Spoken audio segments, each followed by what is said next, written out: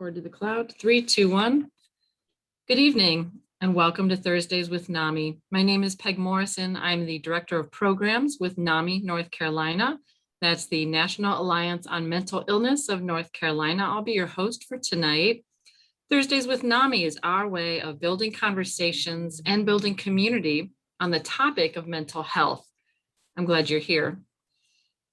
Our guest tonight is a salt of the earth, everyday hero. I'm so glad you're here, John Kline of Wake Forest. He has saved countless lives during his career as a first responder. He's also lived with bipolar disorder for 50 plus years.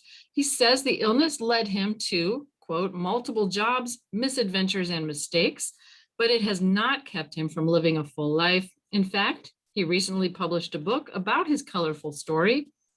More on that in just a moment. As usual, the first part of our show will be an interview with our guest. About halfway through, we'll show an uplifting video of the week. And then we'll spend time answering questions from you, our virtual studio audience. Now, before we move on, a quick word from our funders. Thursdays with NAMI is funded in part by the North Carolina Department of Health and Human Services, Division of Mental Health, Developmental Disabilities, and Substance Abuse Services through the Federal Community Mental Health Block Grant Fund. We so appreciate their guidance and support. Now, without further ado, again, our guest tonight, John Kline. He's also known as John Towns. That is his pen name on his book. During his career as a paramedic and emergency medical technician chief, he responded to over 10,000 inner city calls while working in New Jersey. Some of those were downright scary. His life required him to develop strategies to cope, manage some severe symptoms, and his book is called Heart of Rescue, a bipolar and PTSD, post-traumatic stress disorder memoir. Welcome, John. Glad to be here. Thank you for having me. Well, it's our pleasure. And for those of our virtual studio audience that haven't read the book yet, tell us your story in a nutshell. Well, my story in a nutshell is basically one of bipolar disorder for about 54 years now. And the strategies and tips I developed along the way to cope with it and actually thrive with it at times and live a very satisfying and even a happy life. All right, well, that is the 10,000 feet answer. We're going to do a little bit of a deeper dive as we move along this evening. Let's start with the basics for people who are new to mental health topics. What is bipolar disorder? Bipolar disorder is basically considered a mood disorder. And it usually, almost always, there are 4 different bipolar disorders, but for our purposes, let's concentrate on bipolar 1, which is what I happen to have. It's a mood disorder where you generally suffer from extreme depressions and then go on the other end of the spectrum to extreme mania or euphorias. And you do, hopefully, in the middle, have some nice periods of remission. And sometimes it can lead, especially if you're on the manic euphoric spectrum, it can lead to psychosis and things like that, which could lead to hospitalization. I've been in the hospital twice in my 20s. Since then, I have never been in hospital. So I'm very happy about that. Right. That is a wonderful thing. It's a lot to manage, to learn your triggers and learn what your ups and downs are going to look like. And before I really get to psychosis, in other words, losing some contact with reality, what is going to happen before that is a telltale sign that can help me guide myself to a better place. So your book tells the story of how to do that. Your first psychosis happened early in your first year of college. You were 18. It was largely drug induced, not by choice. At least, you were drinking and took a study aid, but then there was something added to a drink, as I understand it. What happened that night? Oh, it was an interesting night. It was the night, the chapter I entitled, that was the night I woke up dead. because I woke up, I started the morning as basically a normal college freshman and ended the evening in an emergency room lashed to a gurney, not knowing who I was. And it started with myself pledging for a fraternity with what I thought were my friends to be. And we went out, stayed up late, was studying. I was getting behind in studies. So I took some what's called poppers. I don't know how many people are familiar with that. It's sort of a speed type thing. You inhale it. So that speeded me up, but I reacted very strongly to it. And I could feel my heartbeat in my chest. Okay, so I took that, and then before I knew it, my brothers had come around, my fraternity brothers came around and said, well, let's go out for a beer. We went off campus to the comic book club, they called it, and started drinking like college kids do. Not supposed to, but we did. And somebody evidently, according to the investigation by the university later, had dosed me with LSD. After that, the brothers disappeared. And here I am off campus. I don't really even know. Obviously, I don't have a car. I don't know how to get back to campus. And I am now on the verge of a psychosis. Now, all of this could have happened even without the LSD and without the poppers and without the beer, because my dad is bipolar.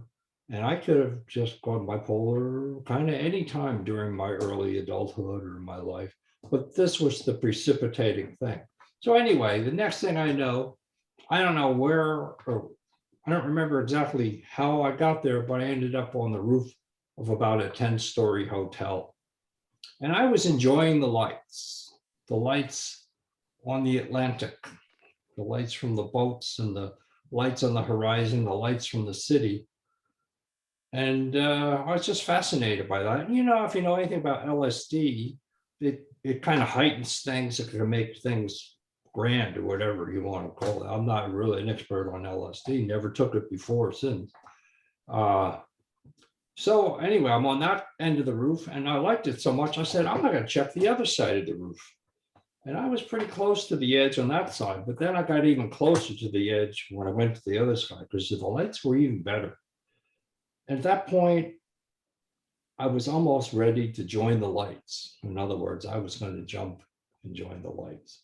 Why I didn't, why even considered it, I don't know. At the time, back in the 60s, 70s, there were a lot of people joining the lights. A lot of people lost their lives during bad trips. So next thing I know, I'm down in one of the, not the lobby, one of the corridors. I'm sitting down by a room and I passed out. And then after that, I woke up. I was being loaded in the back of a police car. And they took me to the emergency room, pretty much locked me up. And I was having that psychotic episode. This is the worst thing that could ever happen to just about anybody, and certainly to me.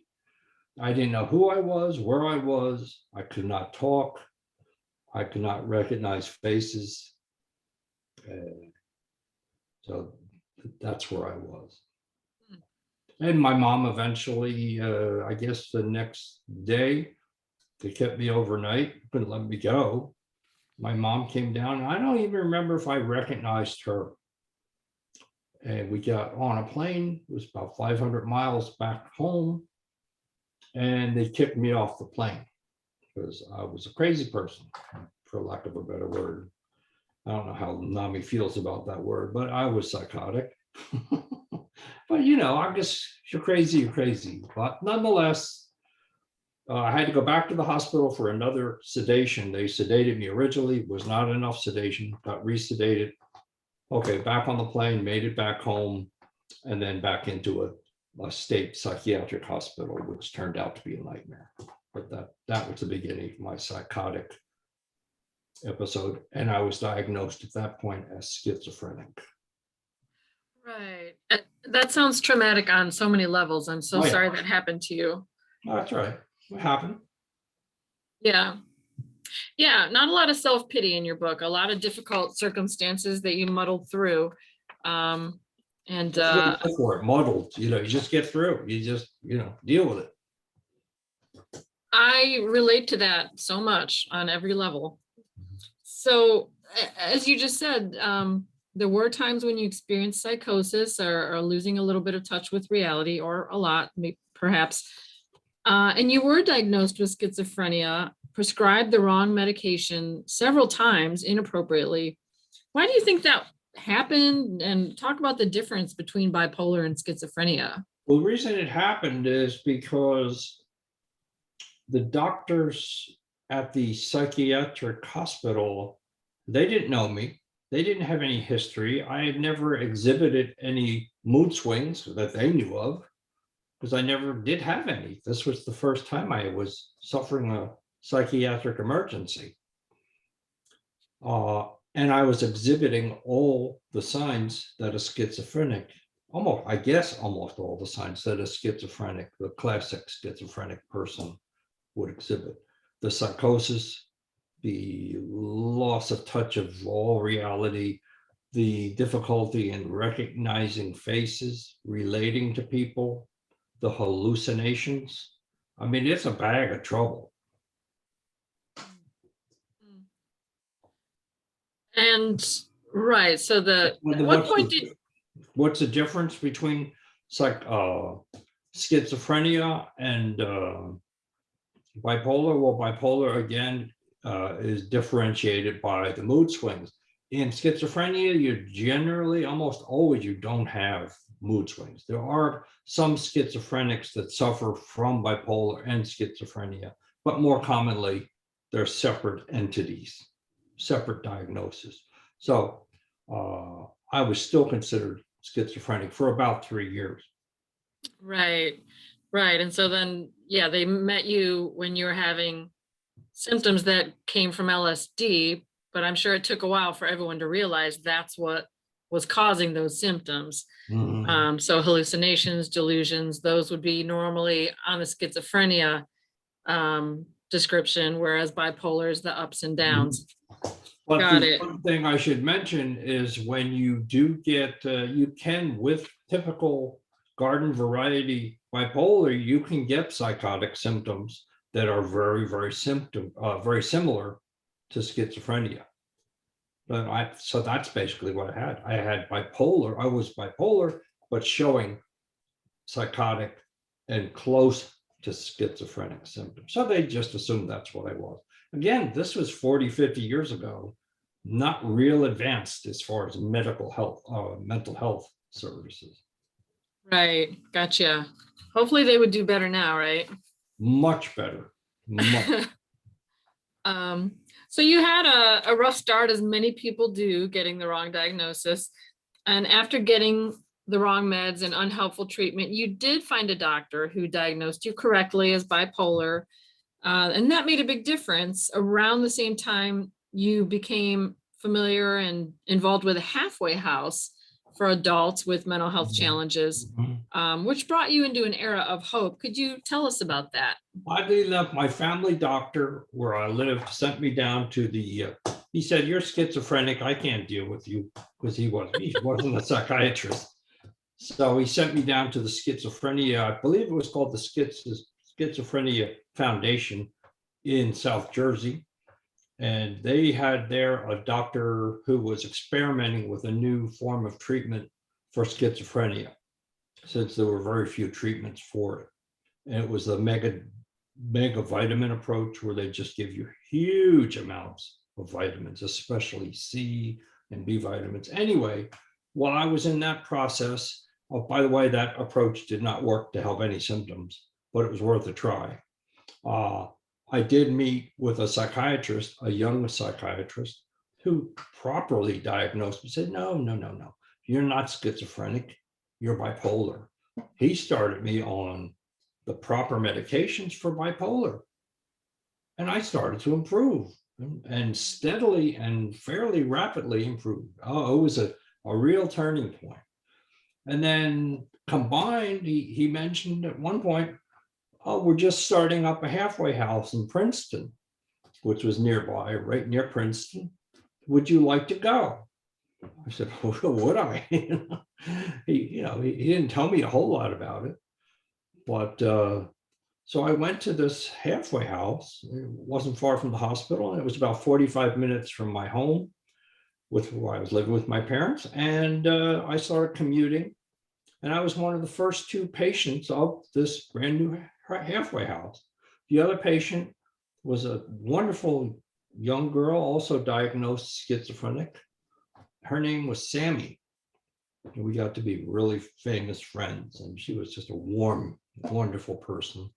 The lady running the halfway house, Barbara, she wasn't even a mental health professional. Her father kind of set her up with this halfway house deal, and she wanted to help people. He was a famous person I can't really say the name for just privacy reasons, but anybody in the sports field would know who this person was. At least this was his daughter, or one of his daughters. Anyway, she was in charge of the halfway house. When I met her and when I met Sammy, it was 3 of us, three peas in a pod. And it was wonderful. For a change in my life, from going from the hell house that was the state hospital, it really was. I mean, there's a chapter in the book on that, to this wonderful place. It was a difference in night and day. And I got proper treatment. I learned skills, and I started keeping a record of what I learned. And some of that actually is carried into the book, of how nutrition plays such a big, important part of, in your life, and exercise, opening up, just communicating, just all the stuff we all know nowadays. This was all pretty new and avant-garde back then. Mm-hmm. And I did very well. I started gaining confidence. And by the end of that time, I had enough confidence to want to go back into the field that I had once done. I was once a lifeguard. I managed to save a number of children. And I liked that. I liked doing that. It was very satisfying. Mm-hmm. And that was when I was 18. Now I'm in my early 20s at the halfway house.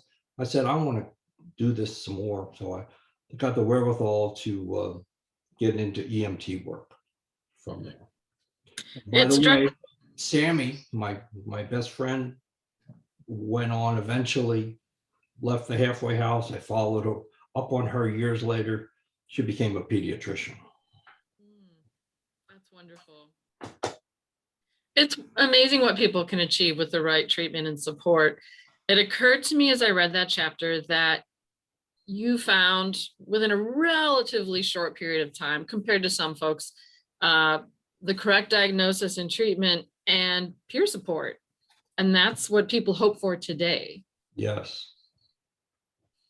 Yeah. I learned skills that I never had. I came from a fairly large family of 5 kids altogether, a couple of parents, great parents. My dad was bipolar. My mom was typical housewife, and great siblings. So I had a lovely upbringing. But I had a lot of luck. I really did. I had a lot of luck. And I looked into a lot of things. I had some bad experiences too, but who doesn't?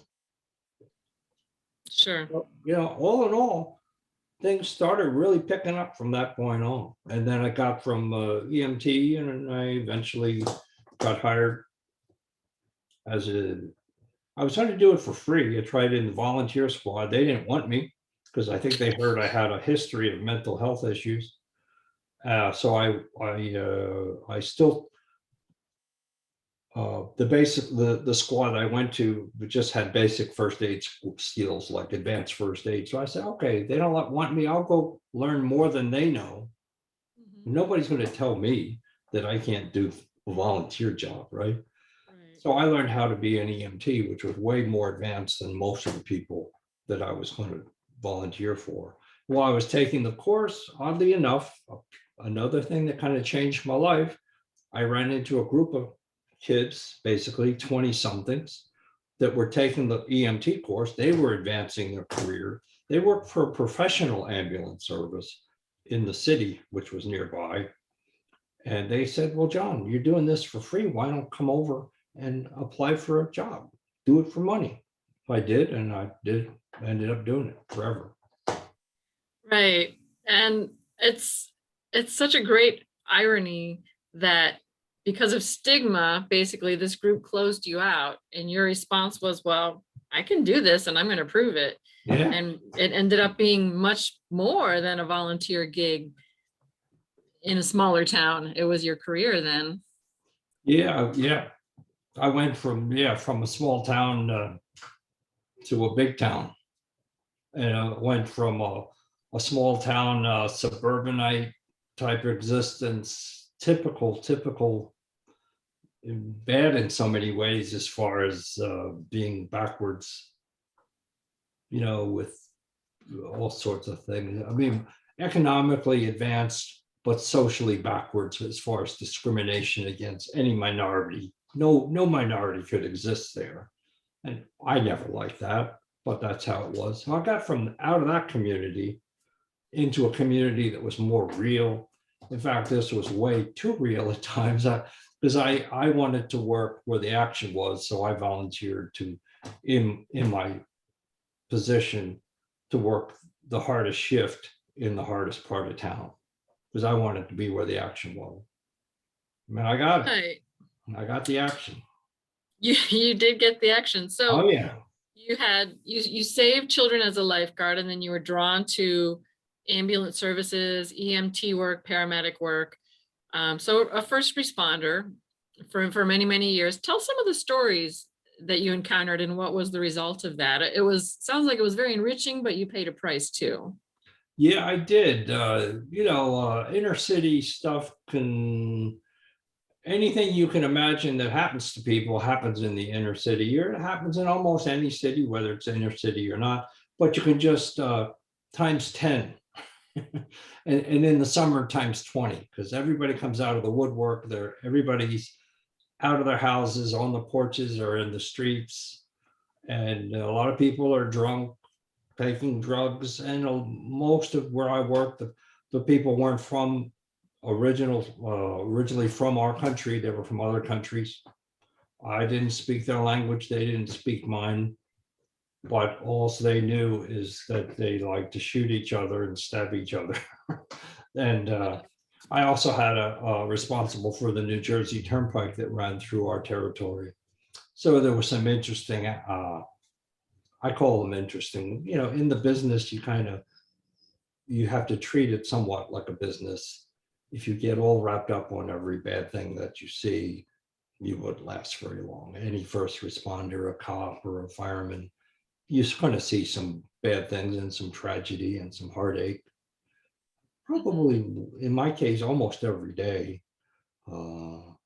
If I was working in my original community, I might go for months before I even had an interesting call here. I might have 5, 6, 7 calls a night, and I was working the graveyard shift, perfect title for ambulance work, from 11 at night till 7 in the morning.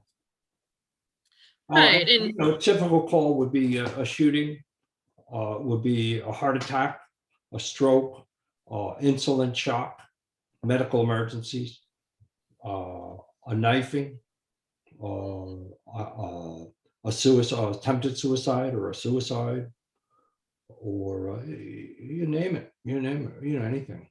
but you had even a Car plane accident. crash on one occasion, right? When I was working, after I had finished, I contracted PTSD eventually after 10,000 calls of doing what I was doing in the EMTs and paramedics. I left that, burned out. I left that field, and I was still volunteering for the Red Cross, which I had stuck with, and I still do today, for 28 years. And I was on a disaster action team, and we were called to a plane crash in Charlotte. Probably you don't remember it. It was quite a while ago, but it was a plane coming in about a mile from the airport, and it hit a wind shear, which slammed it into the ground. Now they have radars that prevent that from happening, but back then they didn't. And this plane shouldn't have been coming in a thunderstorm, but it did. It slammed into the ground in a neighborhood right a mile outside of the airport. The broke into 4 pieces, and the cockpit area of the plane landed on the street, and part of the plane landed in a house, and the rest of it.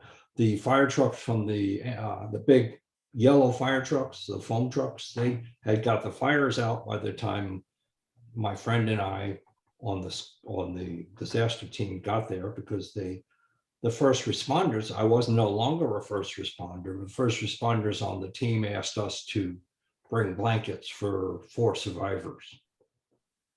So that's impressive to have survivors when an airline crash. There were 2 people that actually walked out of it without a scratch, and 2 others that were badly burned. I didn't even see them, because by the time we got there with our blankets, we had to go to a warehouse, pick up blankets, and then come to respond. All the survivors were now at the hospital, and we were there to support the first responders. And the hard thing, this was a PTSD producer for me, one of the bad calls. Even though I didn't even see one body, I didn't give aid to one person, but it was really creepy. In the house, the part of the plane that was in the house consisted mainly of children, and the first responders had to get the children out of what was left of that. There was nobody in the house, luckily. Get the kids out of the house, and they put them together, because they just felt the kids should all be together, and they put them under a blue tarp. And that blue tarp, I didn't know what the blue tarp was, about 30 feet from us or 20 feet, but it was where the kids were. Wow. And now anytime I see a blue tarp driving around town, that's what I think of. But another creepy thing, the firefighter we were giving him a soda and a sandwich or something. He said, make sure you look up in the trees, because it was in woods. This neighborhood was in the wood. I said, why do we need to look up in the trees? He said, for bodies. Because, with the impact, it could throw people, it's sad to think of it, could throw people distances, and somebody might be in a tree.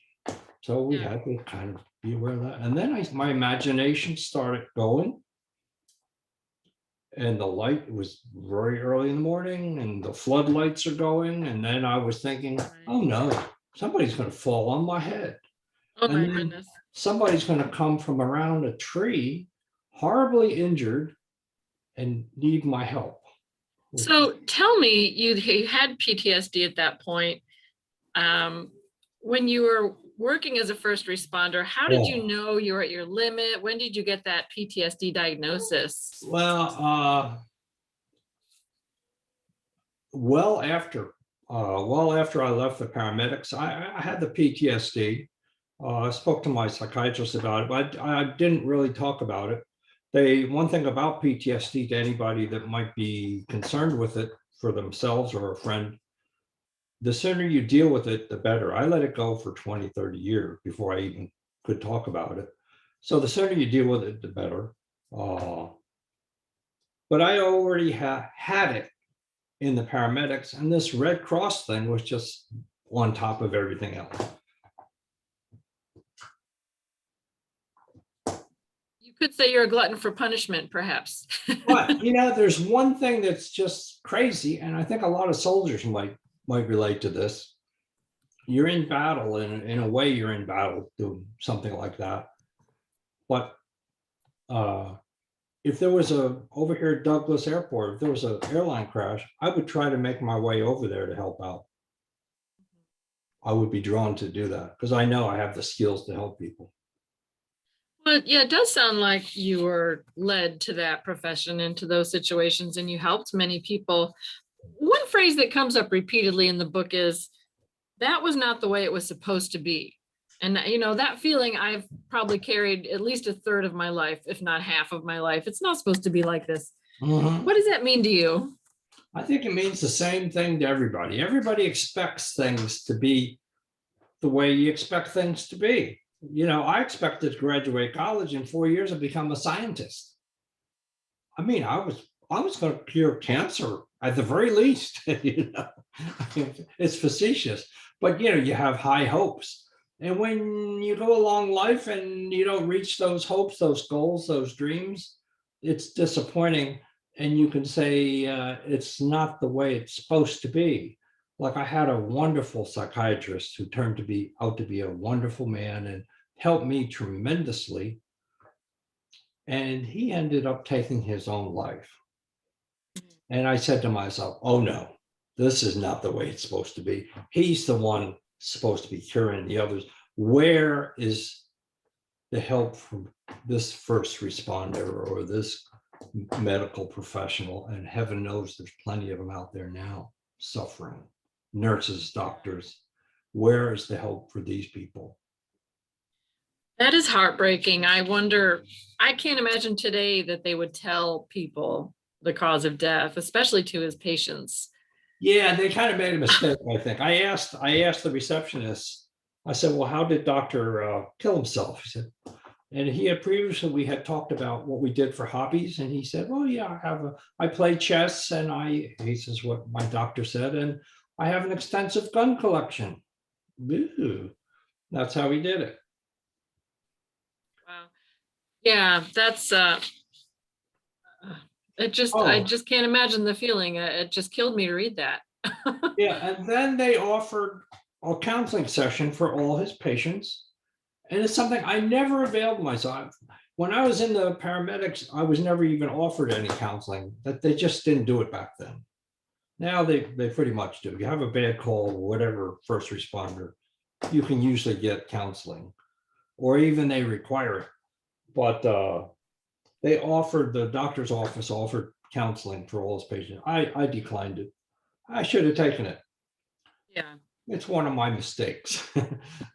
But lately, I did end up in Connecticut finding a great doctor who did recognize I had this PTSD and talked a little bit about it. And then I really wasn't able to really talk about it. But when I wrote about it, even though it was very difficult, I got it out and it really helped. Right. Yeah. They say that's one of the first things that is extremely helpful with trauma is talk about it, tell the story, write it down, get it out of your system somehow. Yep. So absolutely. Absolutely in favor of that. Yeah. So some of the really positive milestones, we've talked about some of the challenging Yeah, we're ones. kind of on the negative bend here. Well, you overcame a lot and then you got married to a wonderful person. I sure did. Yeah. Tell us about that and your son. Well, Mary, well, she was my California girl. I listened to the Beach Boys and they were definitely California. And I thought I knew all about California, never been there. But when I met her across, in a dance club, we used to stop there for one beer before I'd go to work on a Saturday night. I worked mostly weekends. I saw her and I had danced with a few other girls, but she was special and I knew it. And I said, oh, if this girl's appearance is nice, if her personality matches that, we've really got something. Well, it did. We sat out on the hood of my car because it was pretty noisy in the club with a great live band. And we smoked our Marlboros and got to know each other. And we were both on our way. I was on my way to work, basically, and she was on her way to Pelican Lake, Minnesota, to her grandmother's house the next day on vacation. And I said, oh, I'm never going to see this girl again. I really like her. I mean, this could be something. And I don't know if she likes me. So here, maybe what we can do, we'll send postcards to each other. And that maybe that won't even happen, but it did. And as soon as she got back into town, a week later, or whatever, 2 weeks, we got together on our first date. And for the next 13 months, there wasn't a day passed that we didn't see each other. And we were married under a giant tent on Long Island with 100 guests. It was a beautiful, beautiful time. I remember my brother gave the best man toast. He said, growing up with John was an interesting experience. And that's all he had to say. He didn't prepare anything, So that summed up my childhood. Right. And your son, you were worried your son might have bipolar disorder as well, but he did not. But you didn't tell him about your condition until he was a teenager. How did that conversation go? Well, it goes a lot like you don't tell a 4-year-old all about the details of sex. You don't tell a 4-year-old son that your dad has bipolar. You want to put the quotation marks in the air, or whatever you want to do. So we didn't put a label on it, but we did tell him, oh, well, dad isn't feeling good right now. Dad's a little depressed, or dad's just not feeling well. And he understood that kids are busy. He's off to school doing whatever he's doing. So, okay, dad. But then when he was about 14 or 15, we finally did tell him, oh, yes, well, dad is bipolar. He's probably heard that term somewhere.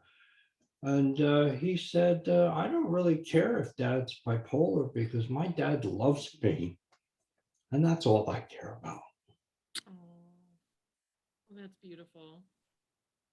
And that to this day, that means he's like 37 now. And he still calls every week. So we raised a good boy. It sure sounds like you did. That's wonderful. So a question from the chat box. How did you maintain employment? That's hilarious. I didn't. I had 27 jobs, so that'll give you an idea. I did very well in the paramedics. I did that for 8 or 10 years, and that was straight, no interruptions. Occasionally, I would have to take time off if a bipolar episode came up. I had enough sense to take some time off. I was in civil service. You accumulate a lot of free time or vacation time, holiday time. I would take time off and or just go see my psychiatrist for a medication adjustment, as long as I was doing good. And by the way, I got to be so good at what I did. Nobody ever questioned that I knew what I was doing. That was going back to like, I'm going to be better than everybody else. Right. So I strove for that. So the original question was, of course, I forgot what it was. How did you maintain employment? Like I said, I went through a lot of jobs. I had a bad attitude. I remember one of my first jobs, I worked in a car wash in my 20-somethings years, and they fired me. And the only reason they fired me, and my boss said, yeah, you have a bad attitude, so you're gone.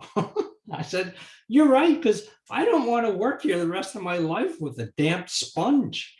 So you're right, I do have a bad attitude. And I never was really in favor of work. Just in principle. When you find something, like they say, everybody's heard that, you find something you like or you love to do, and you're not working a day in your life. And that's what I did. For as long as it lasted, I didn't work. The other jobs were work, so they didn't go very well. I mean, I did investigation work for an insurance company for fraud. I mean, I had some white collar stuff going, but I had a breakdown during that. So I got fired for that. Even though the director and manager were both disabled people, they still fired me, even though I had a disability. Figure that one out. Yeah, well, mental health does carry a different stigma, unfortunately, a heavier stigma than just being disabled. Yeah. Yeah. Interesting.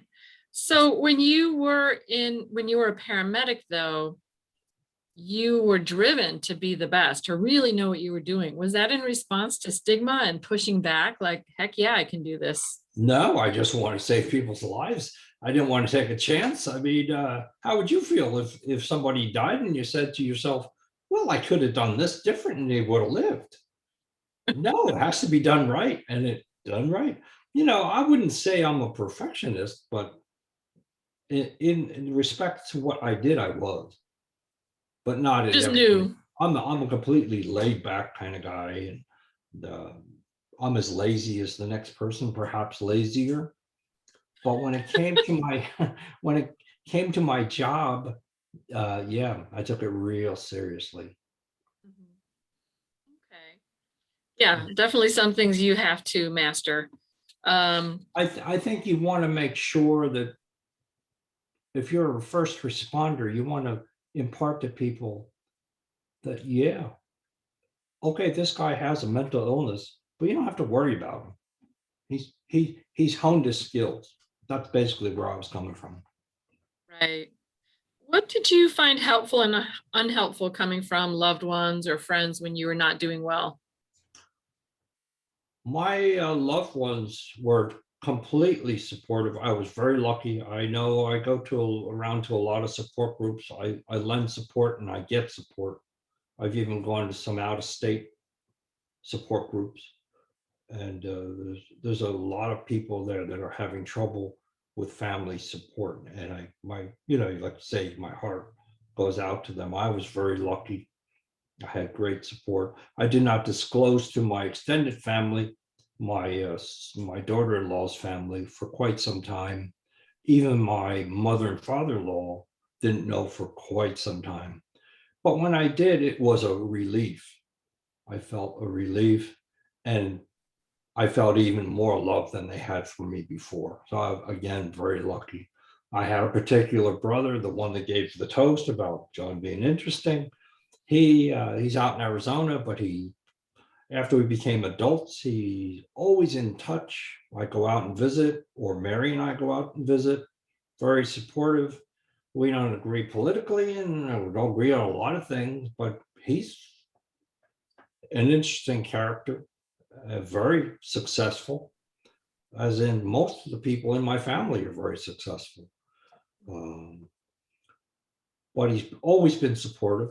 And then my sister, after I wrote the book, most of my siblings really weren't aware of anything much. They just knew John was kind of a sicko. But my sister said, John, I read the book and I'm sorry you had to go through all that. Mm. And that meant a lot to me because now she knew. Mhm. I was wondering how it feels throughout so much of your career, you had to keep your cards close to your vest and not reveal your mental health status. Mhm. Now you've published a book and it's out there, for at least some level of an Yeah, audience. yeah. Mhm. It must be a huge relief. It is, but I still gauge people. I don't go to a party and say, "Oh, let me tell you. Let's see. I'm bipolar. You want to talk about it?" No, and you don't go to a party and say, "Oh, I'm diabetic." That's not the first thing out of your mouth. But if it comes up in conversation or something, if it's appropriate, or if I make friends with someone, sure, it comes out. And more often than not, somebody else has a serious problem too. We all have our crosses to bear. I don't know anybody that isn't going through something.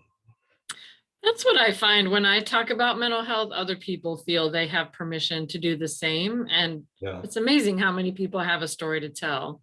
I think everybody does. When the original person that encouraged this book 12 years ago happened to be my family doctor, he got to know me very well. He said, "Well, John, you've lived an interesting life." I said, "Great, fine." He said, "You should write a book." I said, "Okay." I said, "Everybody has one book in them." And he said, "Okay, I'm fine." But then I guess 12 years later, another doctor said the same thing without knowing about the first doctor. So I said, "Okay, you guys want a book? Here it is. It's going to come." And it took me a year and a half, but the book was out since September. So I just was following orders.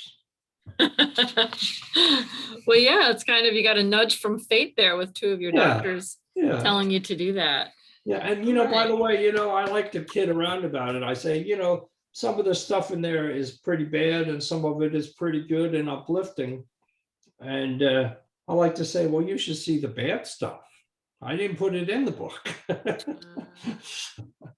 There's, Didn't want it to be certainly, too, huh? did you not want it to be too dark? Yeah, basically, yeah. Yeah. All right.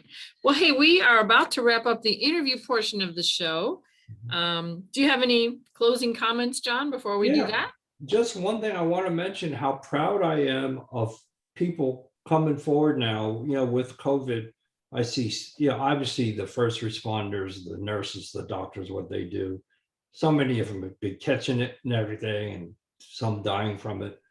But I see the children starting charities, starting food drives. I see adults starting organizations that never existed. And some of these organizations are going to take off and become full-fledged Salvation Army type places. And to see this happening, it's gratifying that people are, whether it's, Republican, blue, or red, people are just coming forward, and it's just gratifying to see it. Mm. Yeah, I think this pandemic has brought out some uplifting stories and the best in people, Yeah. along with the trauma of it. So before we move into our video of the week, I want to give a big shout out to those working behind the scenes, our executive director, Gary Kreitz, for always being there, mental health intern Patience Gragg, and psychiatric nurse Gail Pruitt, who are helping out in the chat box. And of course, our tech genius, Eddie Simmons, who is helping out with tech. Our video of the week, since John, our guest tonight, saves lives as a hobby, it seemed like a good time to honor people who are on the front lines of the pandemic, speak of the devil, whether they are first responders, community health workers, or the unsung heroes delivering packages, driving taxis, making our smoothies, etc. The U.S. Air Force Band created this video as a salute to frontline workers of the pandemic. I thought it was really lovely. I hope you enjoy it. From the mountains to the prairies to the oceans, wide with foam, God bless America, my home sweet.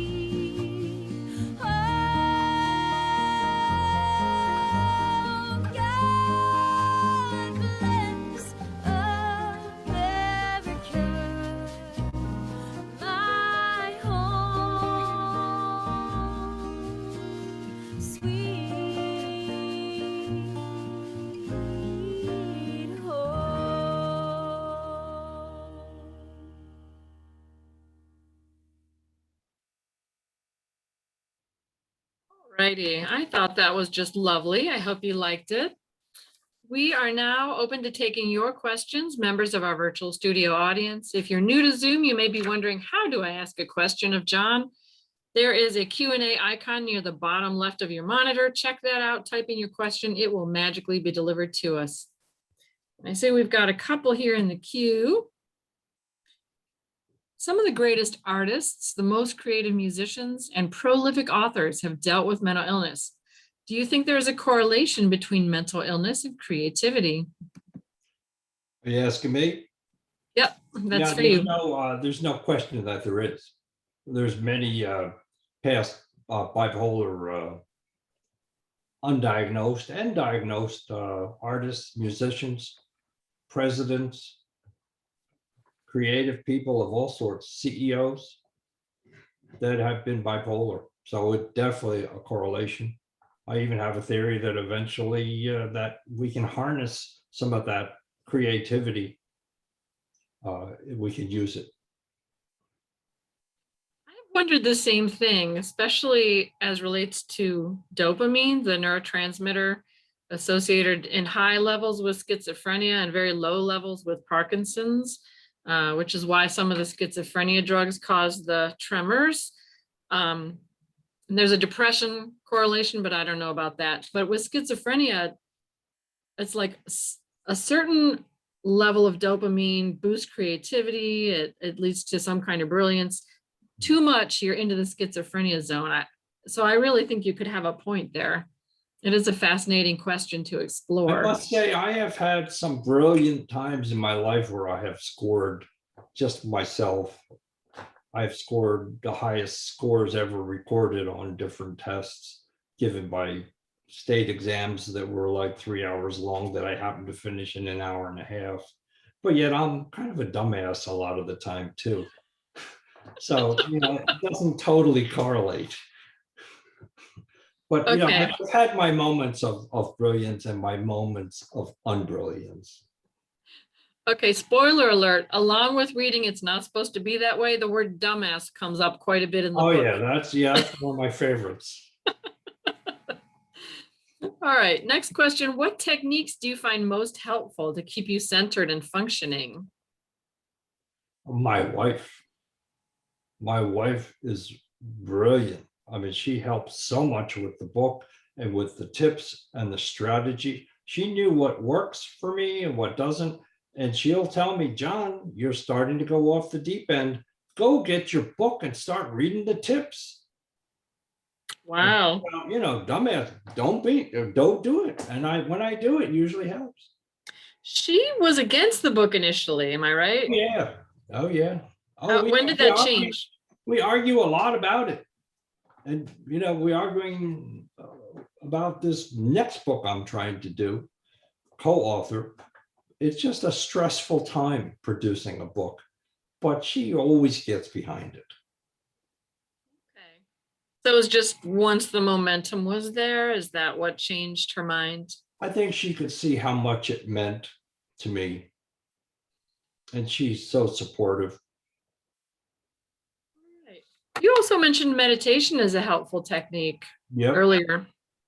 I've been doing that for about a year because especially when you're real manic, getting toward the manic end of the scale or euphoria, if you can take, a lot of people saying take a deep breath. Well, the meditation is great. There's one free app that available to everybody. I use it. You can spend money for other apps, but this one happens to be free. I found it's called Oak, like OAK.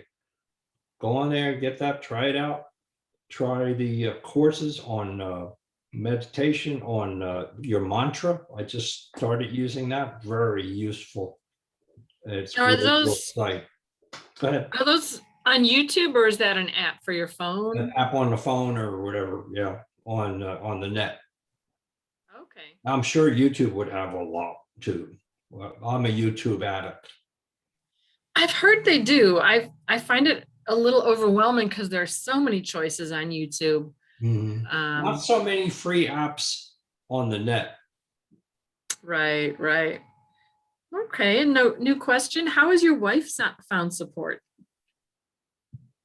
Not enough for me, because one thing what happens to me when I start getting manic is I get very irritable and I take a lot of crap out on her. It's not fair. And we're still working on that after 42 years. I would like to see her get more help. I don't know. She has tried different things, counseling type things, but she's a very independent person as well and seems to manage. I know you've been involved with NAMI, correct? No. She through me, yeah, she is, but she's not like a member or involved in any projects or anything. Okay. She Well, doesn't go to support groups or anything. Okay. I was going to try to point in that direction, the family support group. You're recruiting now. I could see that. Of course. Yeah. Put her on the phone. Let's talk to Mary. It is very helpful for folks who want support and to talk to other people who understand. Personally, I like the connection recovery support groups. I like those a lot. Okay. I'll keep pushing that. My 2 cents. So.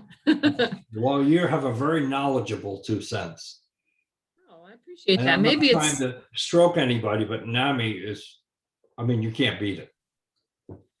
well, I'm a big fan. I have a job where I can be comfortable in my own skin. I get to feel appreciated and authentic at the same time. So no complaints here.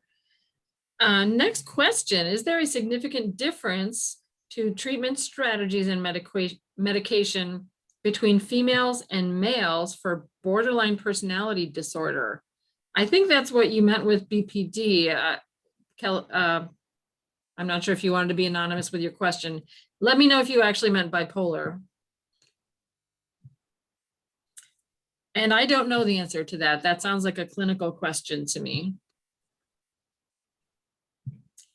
Yeah, borderline personality disorder, I believe it leans more towards a more serious diagnosis in some ways than bipolar. She did mean bipolar. Okay, okay. So what's the question then? Is there a significant difference in treatment strategies for men and women? Not that I know of. I mean, Yeah. different dosages maybe depending on body weight, things like that, but I'm not aware of it. But again, I'm not a psychiatrist or a doctor. Well, they would, talk to somebody who would know. Yeah, that's a very good question because women in general are more prone to depression and anxiety. So there could be, but yeah, I'm not a clinician either. But they're doing a lot. I might mention as far as depression, I had shock treatments when I was very depressed in my original state hospital, and it got me out of the depression. It's not a bad thing. It's a good thing. There's many celebrities that have had it. Judy Garland, for one. I mean, and Princess Leia, who I forget what her name was, she had shock. Carrie Fisher. Carrie Fisher, yeah. And then there's also magnetic resonance that will help get people. These, according to my psychiatrist, are very, very effective. You may want to look into that if you're not having a lot of luck with drugs or pharmaceutical drug. Did you have memory loss with the ETS? Oh, yeah. I do have memory. My memory was never good from a child. I can remember when I was 4 years old, great. But I can't remember where my locker was in high school or where my next class was. And this was before I had any kind of symptoms. I just, that's how I was. But, and I'm getting older now, and that doesn't help. Memory can be a problem. Memory can be a problem.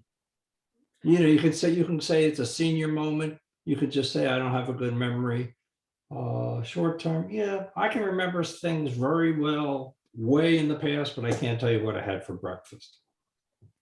Okay. And it was a little worse around the electroshock therapy.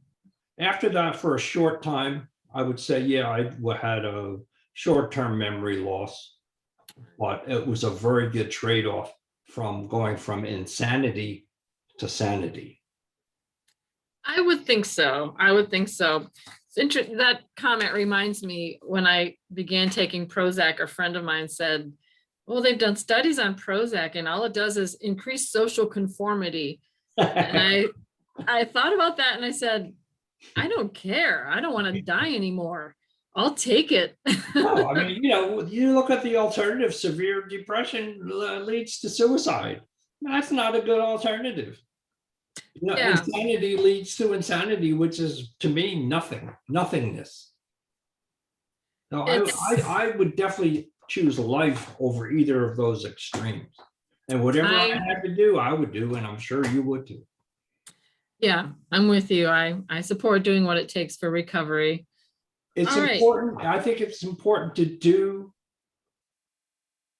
do things for yourself. Take the bull by the horns. You can't pull yourself up by your bootstraps. That's not possible. But you can find out, you can do and try to help yourself and then accept help. And that usually works.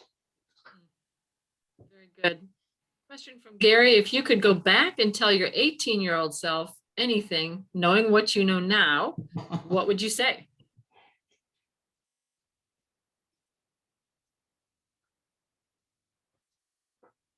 Well, I wouldn't change anything. I'm very happy. I was very happy almost the whole time. I was not happy when I was crazy, insane, but I wasn't even aware.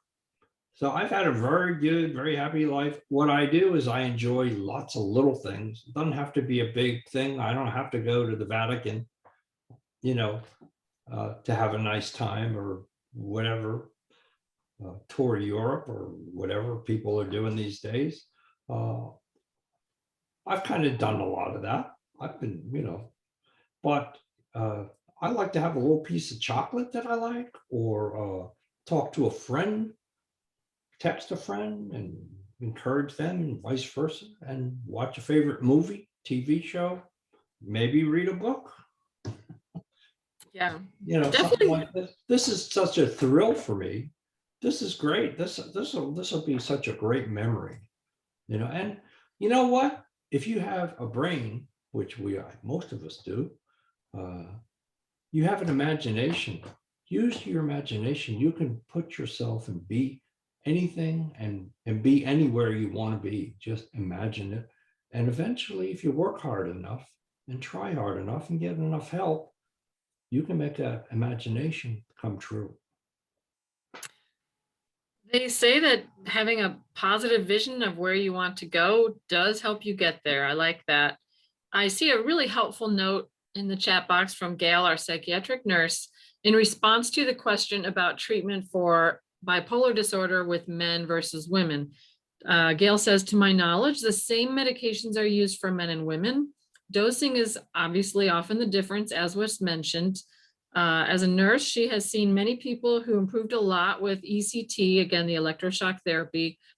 And I've heard good things about it too. It is helpful. I think it got a bad rap, as John said in your book, from movies and the media. Very scary images come out there. Also, the magnetic resonance, I happen to have a psychiatrist in Connecticut that was actually doing research on that. So she was very knowledgeable. She was in charge of a big medical psychiatric center in Hartford, the biggest. So I was lucky to have her, and she did a lot of research. So she was right on with that, because it's gotten to be very good, very popular. Just got to ask about it. Okay. I haven't seen any questions transferred over from Facebook Live, but I'm sure one of our helpers behind the scenes is going to check that out and make sure we didn't miss any. Another question, what do you look for with a dual diagnosis of SAD, which is seasonal affect disorder, the winter blues, Yep. and Adderall addiction? And if the person is not currently open to treatment. So 2 questions there. I don't know anything about Adderall addiction. It's a form for attention deficit, I believe, that's used for attention deficit. I might have a touch of that, but I don't take anything for it. And seasonal affective, I get it. A lot of my friends that are bipolar get it in the spring or in the fall, whatever. Sometimes these lights you can buy that simulate sunlight in the winter, they could be a tremendous help. You just have to watch to make sure they don't kick you into a manic state. If you're very depressed, they're very useful. If you're kind of on the borderline, you have to make sure it doesn't start pushing you over. But that's we use that around here, our home, sometimes. Very good suggestion. I used to use that myself when I lived in Ohio, where the skies tend to be gray a Sure. little more often. Sure. Absolutely. And what do you say to someone who's not open to treatment, even though? Oh, okay. Clarification on the question we just answered. She meant schizoaffective disorder. And so a dual diagnosis of schizoaffective disorder and Adderall addiction. That is, I think, a clinical or a pharmaceutical question. Yes. When you have a dual diagnosis, it's really something that a clinician, mental health, could be a mental health nurse, PA, physician assistant, or psychiatrist, psychologist should deal with. Nobody like us could really adequately handle that. Right. What do you say to someone? I do want to plug, first of all, I've learned so much from people in connection support groups and other, really good support groups out there. NAMI has great groups, but there are some others as well. Yeah. you'll meet people who can address questions like that because they've been there. So it's nice to get the clinical academic framework information. It's also great to hear the word on the streets. Yeah. So thank you for those questions. What do you say to someone who is really struggling with their mental health but is not open to treatments? I would say definitely find someone who you can talk to. Doesn't matter who, preferably a family member or a friend, or even somebody that's an acquaintance, somebody even at the store, just somebody you can kind of talk to a little bit and tell them what's going on. And don't be afraid to open up if you can. If you can't, then just try to find somebody that will listen to what's going on. And that's kind of the same thing. But if somebody were to listen to somebody with a problem, a mental health problem, or any problem for that matter, just listen. That's what people want. They don't necessarily want solutions to the problem. They just want somebody to listen. And the only time you really have to horn in and do anything is if somebody is apparently going to harm themselves or others, in which case that's an emergency. And very least thing you could do would be call the National Suicide Prevention Hotline for information, Prevention Lifeline it's called, or the emergency squad, your doctor. I mean, there's a whole host of things, or the police as a last result, just to prevent somebody from hurting themselves. That's the word, like, you just don't want that. Yeah, as someone who, when I was not doing well pre-treatment, I was good at oversharing and making people uncomfortable. I wish I had asked, can I talk with you about this subject? Or maybe made sure that I was talking to a safe person mental health wise. But yeah, definitely find someone you trust who is okay with that topic. It's hard not to overshare. Once you start opening up, I can be a big blabber, and you have to kind of weigh it. If somebody really wants to hear this or not. Most people are pretty nice people. They'll listen to you, and you'll be surprised how helpful they can be just to listen. And suggestions are good too, if you're open to it. Hey, we do have a question from Facebook. Did someone tell you to do meditation or did you find it yourself? I done it way back when, in a little bit in high school. I did some transcendental and kind of didn't do any, did a little deep breathing. My wife encouraged me to do that. But then in the last couple of years, I've looked into it more seriously and went into this oak. Well, my son sent us Headspace because he was on a family program. Did that for a while, but that does cost. So to save money, which I'm big into, so I do this free site, and it seems to be almost as good as Headspace in a lot of ways. And it's called Oak. So I just do that, and I recommend it. I haven't yet to see an advertisement on it, and they don't ask you for anything. I mean, I'm sure you could probably spend money if you want to pursue courses, advanced courses, but it's not like something, once they get your number, they're going to be all over you sending you emails. I never got an email from them or a text. Right. I do.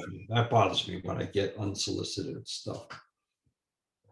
Right. Yeah. That's there's too much clutter and stimulation in the world. We don't need more. Yeah. I do Headspace, and I've heard good things about Calm. Those are the paid apps. Sure. But now I'm thinking of switching to Oak if there's something good that doesn't cost.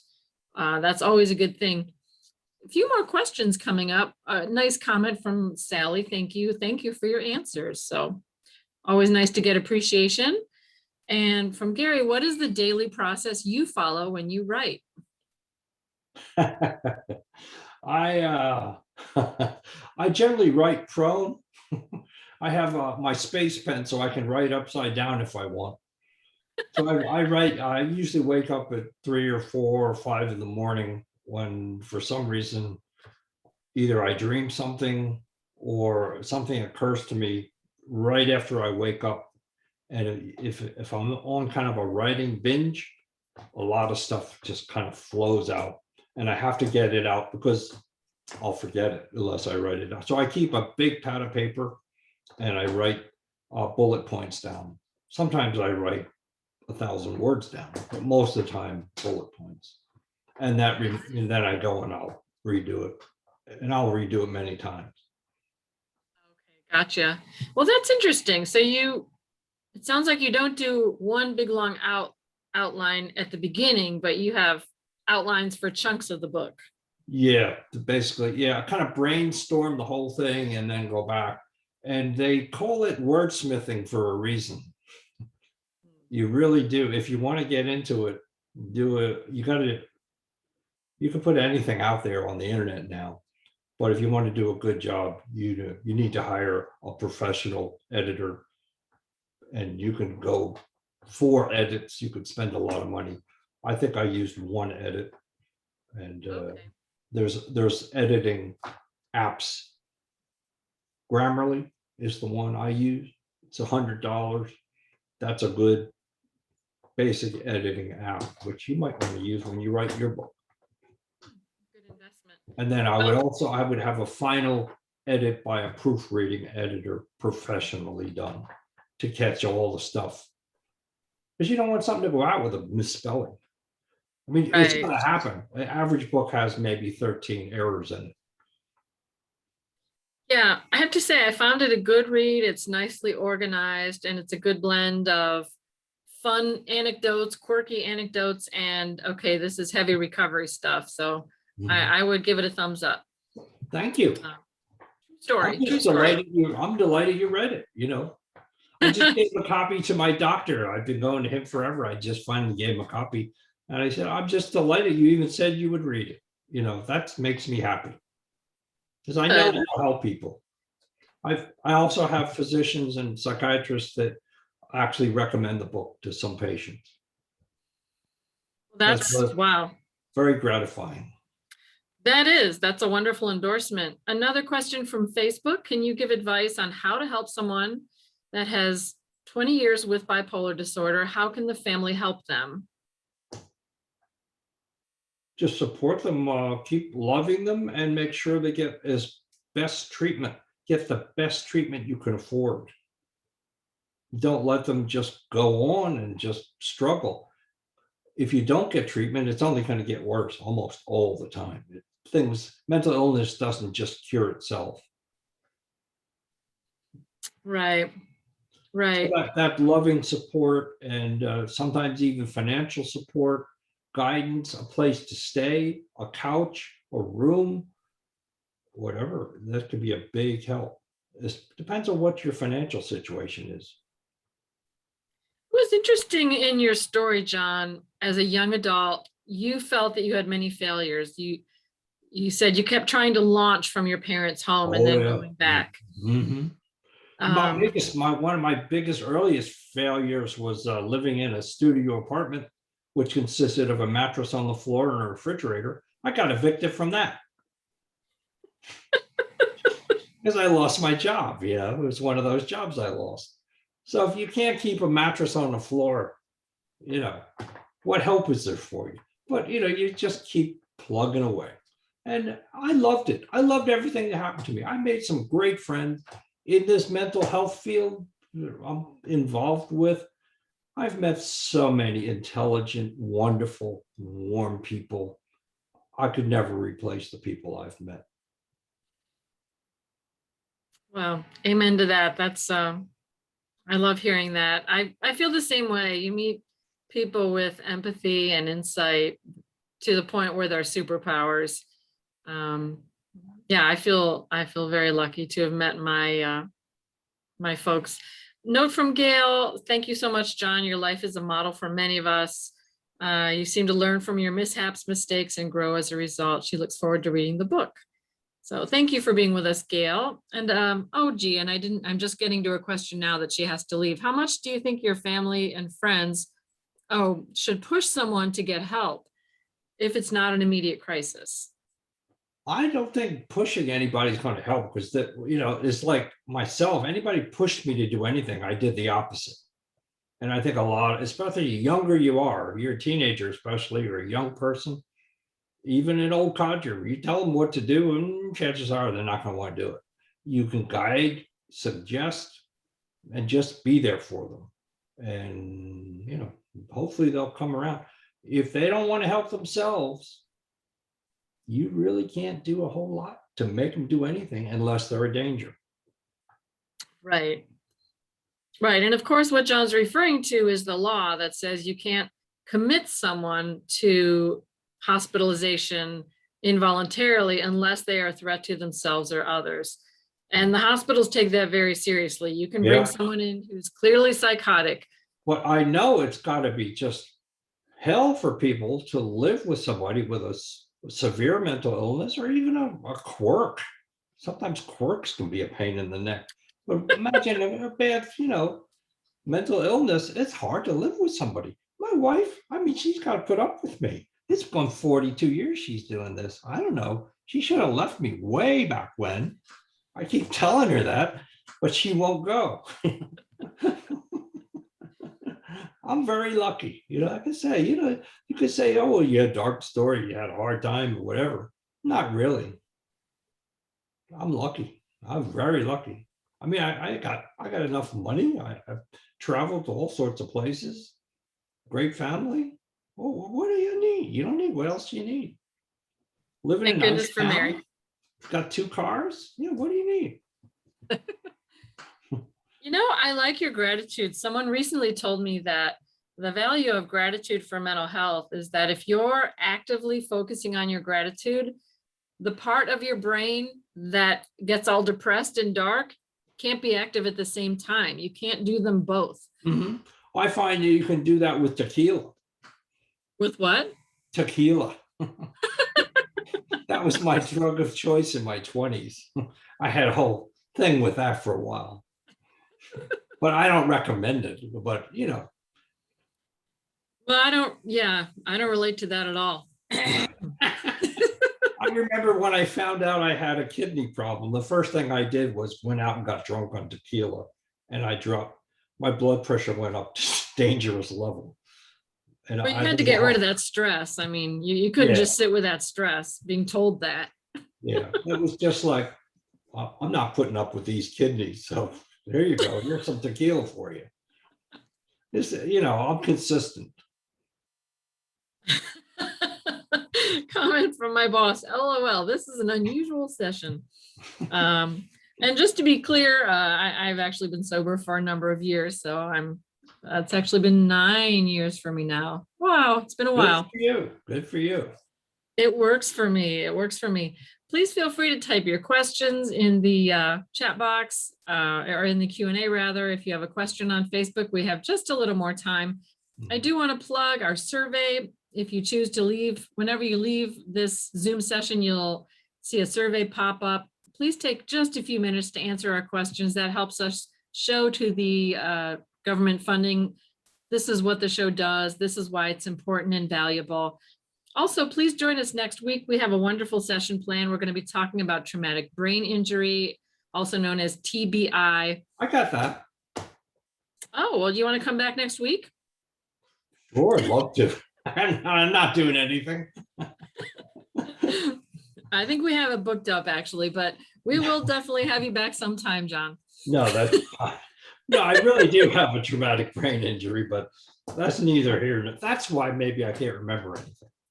Go ahead. That's my excuse, and I'm sticking to it. Okay. I'm interrupting. Go ahead. I'm sure you have important things to say. You don't need to listen to me gab through the end of the show. No, you're doing fine. I think we're done with the questions. It kind of feels to me like the momentum is moving towards closing the show. There is a quick moment if you still would like to ask, but I think we go with the energy of the group and it feels like we're winding down. John, I want to thank you so very much for being here. I enjoyed your book. I really enjoyed our conversation. It was fun to just relax and talk with you and laugh. Yeah, please join us next week, everyone who's still with us in our virtual studio audience. Look for us on Facebook next week.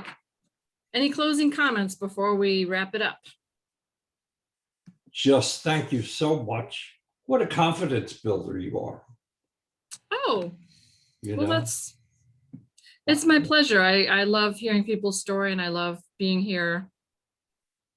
So wonderful. I'm glad you enjoyed it. I'm glad you're here with us. Another Thursday evening has flown by. Thanks to everyone for spending your time with us here at Thursdays with NAMI, especially our guest, John Kline. Please be well in the week ahead and observe social distancing. Do what you need to do. Go where you need to go. Keep it safe. Thanks, everyone. take care. You too, John. Have a good one. You too. Frank, thank you again. All right. Thanks to you. Bye-bye. Bye.